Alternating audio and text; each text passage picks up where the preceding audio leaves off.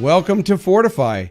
This week's episode is going to be exciting. We're going to be talking about the AI revolution as it relates to sales and marketing. So by now, I'm sure you've played with ChatGPT, and we're going to cover some things on that, but I really want you to be considering how AI is going to affect your job, your career, your business, your sales, your marketing, and all those things. So if you're interested in leveraging the power of AI, this is the episode you want to be on. I hope you post your comments below. We'll be getting to those during the show. And again, you're watching this on Facebook Live, LinkedIn Live, YouTube, and of course, wherever your favorite podcast is for the replay.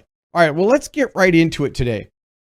People always ask me, what's the impact of AI? Well, according to some research, and do the research, but this is kind of common sense, right? The use of AI, so we'll just put this big for everybody who can see it. The impact of AI on the global economy is that it could add as much as 15 or 16 trillion to the economy by just 2030. And of course, we know how important data is to how we compete and market in today's economy. So let's get into the double-edged sword, which is really the whole episode, because, I've had my friends call me and say, hey, Ford, you run an agency. Are you going to get put out of business? It's not that we're going to get put out of business, but business is going to change. How we market is going to change. Now, I did an episode on AI a few weeks ago, but this is so important of a topic that I wanted to revisit it here because there are still a lot of people. I know there's some people on the cutting edge or the bleeding edge, as some people refer to it, but this is such an important topic that it was worth another look to really help business owners, franchise owners, and executives understand how it's going to impact them. So let's make sure that you're really clear on a couple things. First, AI can be a double-edged sword. It can absolutely automate tasks. It can evaluate data. It can write sales copy. It can assist with customer service and lead generation. But what it can't do is it can't bring empathy, adaptability, and creativity that builds real trust and rapport with your customers. So this isn't about AI replacing anybody. It's about how you work together with AI in your business. So when someone says, hey, will AI replace? No, AI isn't going to replace humans, everybody, but it will replace humans that aren't using AI. And it absolutely is going to be disruptive and get rid of some jobs. So if you think about the jobs in your organization, if it's a repetitive job, it's probably going to get replaced by technology and AI. Now we're going to get into specifics because I'm using AI as a wide brush right now. But as AI continues to advance, which it is at a rapidly pace, it's replacing workers in a variety of industries, especially as it relates to marketing and sales. Now, I've been using AI for a long time. Way before ChatGPT came out, I was using Jasper.ai when it first came out. It was actually called a different name and they changed it. Then I was using Quillbot, and then I started using Copy.ai. And I was using a lot of these technologies. And what I was figuring out is that a lot of them were really the same under the hood. They had different nuances. So if you're new to this and you're getting seduced and you're saying there are so many different choices, and I don't want you to get seduced by technology. So on the screen, this is just a few of the common ones that are out right now. So ChatGPT also uses the engine, Chat or GPT-3. I think I have 15 of them. Didn't really count when I put this list together. But the big daddy, of course, is chat.openai.com. But the reason I put a picture of a car with the hood is the engine underneath all of these is ChatGPT. So what people have done, what companies have done, is they're using the generative pre-training transformer, GPT code, and then they're putting different flavors on it, and then they're selling services based on that flavor. So you could spend the rest of the afternoon or the weekend going through and checking out all the ones. Why is Jasper better than Copysmith or Copy.ai? Look, they all have nuances. Again, we talked about that it can't replace humans, but I want you to start with chat.openai.com. Start there. The biggest distinction that I want you to make is that when you go to online to use ChatGPT and you're starting to practice it and people are, advancing and coming up with new ways to ask it questions, keep in mind that this is not a search engine. It can't tell you who won the World Cup yet. It doesn't have current events, but it's like it's read every book on every subject And it's like hiring somebody. So I actually pulled my staff into my room and I said, look, I got these copywriters in here. I want you to leverage the power of AI. I have web developers. I said, I want you to use the power of AI. I have a media digital specialist. I said, I want you to use it. You get the point, right? And so I told them that they needed to use this technology because it's going to save them time. But I also told them extremely with hard caution that it's not a replacement for common sense and human factors, because AI can actually create the wrong answers too. So just because it gives you an answer, there's no validity as to whether or not the answer is right.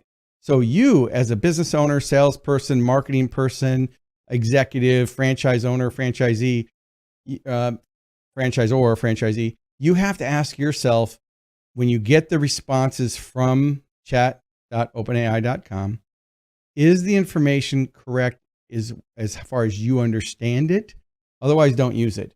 That's really important, because the chat, it can give you the wrong answers and it can send you down a rabbit hole the wrong way. So the takeaway right now is, I need you to be practicing with this and thinking about how it's going to impact your business, because it's definitely going to impact your business. Like I said, you can sit on the sidelines and you're going to get run over. Okay. So maybe that wasn't a good analogy, but you get the point. All right, let's continue. All right. So we talked about it being a double-edged sword. We talked about the fact that, it can automate tasks, but it can't do the empathy part. So let's take a look at some of the benefits and the drawbacks of using it. So let's go through the benefits first. Well, obviously using AI bots or chat, I'm going to use AI generically. So if I use AI or ChatGPT, you get the point. It's using the technology, right? Whatever service you're using. It can certainly save you time. That's going to save you money. It can perform automated, repeatable tasks much more efficiently and more accurately. When I use accurate, I'm saying it can perform the task accurate. I'm not saying that if you use it to write copy, that the content will be accurate. Data-driven decisions. It can analyze large volumes of data and pull key distinctions from that data. So, whether it's looking at a blog and asking it to summarize the key points. And again, the purposes of this episode today is how AI is going to affect your sales and marketing. We're not talking about how it affects teachers and attorneys, because you can go say, write me a contract between this person and this person. And, you can do that. We're going to talk more about how to best use it in a minute, but let's continue with the benefits. So personalized recommendations. Imagine using the AI, which I use on our sites at Prime Concepts and ProfitRichResults.com, that can actually tell who the user is, and then it can change dynamically the page based on who the user is. So it's dynamic pages. And well, that's all AI driven, right? It can understand who that person is or where they're from, if it can identify it, or if they've already visited the website and we have a profile on them. So that's one way it can do it. So data personalization, improved targeting, of course, because you can get more data, 24/7 availability. Chatbots have been around for years, and I used them. I'm an early adapter. I used chatbots years before they became popular. Now, when I go to a website, I don't know about you, type into the chat, type into the comment section of this video, are you using chatbots on a scale of 1 to 10? 10, you use them a lot. 1, you don't use them at all, right? So I use them now because they're getting smarter and the answers they're returning are better. In the early days of those chat conversations, they weren't really helpful. You call the company and the company says, visit my website. And then you go to the website and it says, can't reach us, fill out this form. And can't reach us, go to the chat bot. And you answer the question in the chat bot and it says, fill out the form. And it's this cluster, storm of data, not giving you the answers you want. But it will definitely help you when it comes down to being available 24/7, which helps improve the customer experience, which helps you build trust and credibility. And if you're helping your customers, then it's a win, right? And of course, that's the last point, is improved customer experience. All right, so let's take a look at the drawbacks. AI in marketing and sales, it's going to replace a lot of jobs. If you're someone who got hired just for copywriting, you're going to need to learn some new skills. That lacks creativity. AI, it can't do humor. You can ask it to try to use humor, but at least as of now, as the time of going live, it can't do it. Ethical concerns, can Can it replace humans? And is it right? And is it ethical that it replaces those jobs? And is it plagiarism? Lack of human interaction, of course, because a chatbot is only programmed to do whatever it's been programmed to do up to that point. Dependent upon technology. Imagine, I saw something on TV the other day that there was a McDonald's where they replaced all the workers with robots and technology. And now there's this backlash, right? Because I guess it squirted hydraulic fluid into the Coke, or hypothetically now. So if you're from McDonald's, I don't know this for a fact. And just like anything on the internet, you need to fact check. And I'm just saying, imagine a business that's built their model on technology. If technology goes down, then it's going to hurt the business. So that's really the key point that I was trying to make. So forget McDonald's. I love you guys. I love franchising. We're all good. Okay, let's move on. The next one is initial cost to implement. Well, that's if you're trying to do a custom solution for your organization. There's so many off-the-shelf programs right now that you can use. The 3 that we're using in our agency right now, of course, are chat.openai.com, jasper.ai, copy.ai, quillbot.com, I think it is. And so they're still built on the same engine. And I've used all 3 with different types of questions, and I get very different results. So again, don't get seduced by technology. The best technology is the one that you really use over and over again. And then, of course, there's limited capabilities, which we just talked about. Okay, so now let's get into the meat of this. You've decided to set up your account, and I highly recommend you do it because right now, as of this live, it's free to get a beta account. It's not going to be free much longer. I can't imagine that they're just going to give everybody a free account forever. It's going to be a paid account. I mentioned this earlier on my last live event that if you download the app has paid options. I actually bought one because I was hoping I'd get grandfathered in. So I spent the money for an annual access to the app so that when they do a paid model, I can still get in at whatever, because I think they're going to raise the price. I just think they will. All right, so let's talk about how do you get, you know what it is, you know it's disruptive, you've got some ideas, but how do you get the most from it? Now, I've spent about 1,500 hours using AI with AI chatbots or GPT-3 to understand how I can get better information. And what I've learned is that the more specific you give it the question, is that the right language there? English? I don't know. Let's see. The more data that you give during the question, the more context that you give during the question, the better results you're going to get. And the more you use, you need to get out of the Google mindset where you're just doing a search. This is not a search engine. This is not going to tell you current events. Like I said, this is something that's like a sentient being that is smart and that you can ask it questions and it'll give you data. Still have to use common sense. So let's get into some common ways that salespeople and marketers can use AI to really leverage themselves. So I put some questions up here. I'm going to make them full screen so people can see them. So here's some very simple questions. So, for example, what are effective techniques for lead generation? Tips for successful email campaign? Best practices for landing pages? What are strategies for customer retention? Now, these are very basic questions. So we have lead generation, email marketing, landing page copy, customer retention, negotiation. But it can go much deeper than that. You can say, give me a marketing calendar, write social media posts, come up with creative titles, create 5 social media posts with titles and hashtags and my link, which is what we used to promote this episode. So if you got here live because of one of our posts, guess who wrote the post? Okay, Alex, my producer, certainly helped do it, but he was discerning. But we used chat.openai.com to come up with the titles and to come up with the social media posts. So just think how much time that's saving from him having to come up with it on his own. It can also come up with ideas for the images. It can, the capabilities are endless. So write this down. If you think it, you can do it. I asked it to write an Excel table that I could use for my marketing director in Devon, and she's a little rock star. And I wanted to have a report that we could use weekly to measure our key performance indicators as it relates to marketing. So I asked it, please create a detailed report of the top common KPIs for marketing and salespeople to measure the performance based on advertising, social media, and media.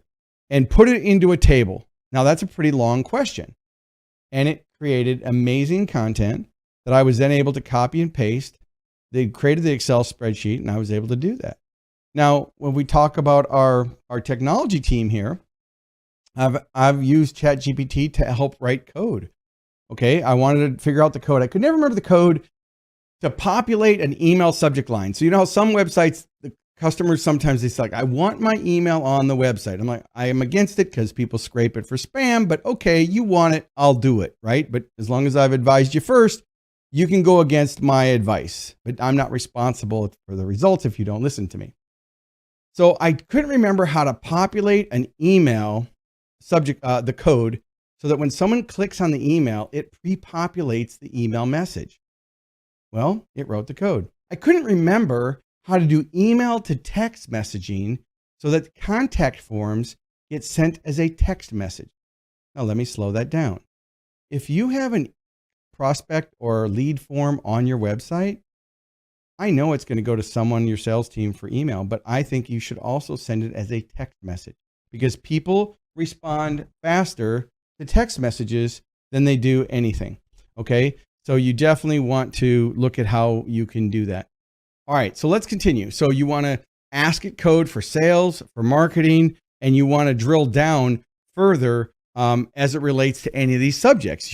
Maybe you're in sales and you want to overcome objections. How to overcome price objections. How to overcome price objections for a B2B sale with an executive. Well, you're going to get a much different answer than if you say how to overcome price objections for a homeowner where the husband and wife don't agree. Okay. So again, the more creative you are at asking the questions, the better answers you're going to get. Let's take a look at a few more common ones for sales and marketing. So you can ask better questions. So how do I use social media to increase brand awareness? Now, not just how do I use it, but you can drill down for hours on what's the best way and what's the messages and write a narrative. And, you can even, a popular book that I like in marketing is Donald Miller's Story Brand. When I read it, I was like, holy crap, I should have written this book. It follows a lot of the same philosophies that I've been teaching for years, but Donald Miller, all credit to him, he put it into a book and it's his book. It's more widely known than me, even though I've got lots of books, and I'll show you my new book, which just came out.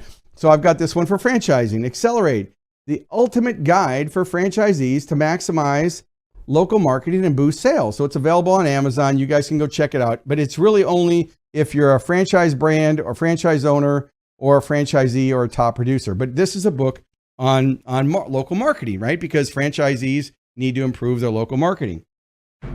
So you can use the ChatGPT to ask better questions to come up with how to overcome objections, how to improve the customer experience. You can put in a series of data from a report, let's say, and ask it to analyze key distinctions from it. So one of the things I did with the narrative from today's episode is before we post this for replay, we're going to take the transcript. And then I'm going to take the transcript and I'm going to put it into chat.openai.com. And I'm going to say, please create the show notes from this episode. And it's going to put the episode, it's going to put the title, it's going to put the key takeaways, it's going to put the benefits, the features, and the calls to action, all that into a show notes, including hashtags. And then I'm going to say, turn that into social media that we can post to drive more viewers to the replay. So again, this is like hiring a sentient being to work for you. All right, let's continue with the last part. And so here are the final key takeaways for today's episode, which is AI can definitely improve efficiency by automating tasks and allowing humans to go focus on other skills. So you need to ask yourself, what are the skills? What are the activities that I'm doing on a regular basis? And then think, okay, that might be a great way to use AI. And of course, the last takeaway is, it's not either or. It's not humans or AI. They both need to be considered for effective teamwork. So that's it for today's episode. I hope you've enjoyed it. We've been talking about AI, the AI revolution as it relates to marketing sales. Put your comments below if there's something else you have specific questions on. Connect with me if we're not connected, and I'll see you Wednesday. So let me switch the screen here. My producer's going to get mad. Oh, hit the timer button. I don't know why that's on there. Let me Alex, you're going to have to fix this. All right, that's it. I'll see you next time on Fordify Live, where we help you fortify your business.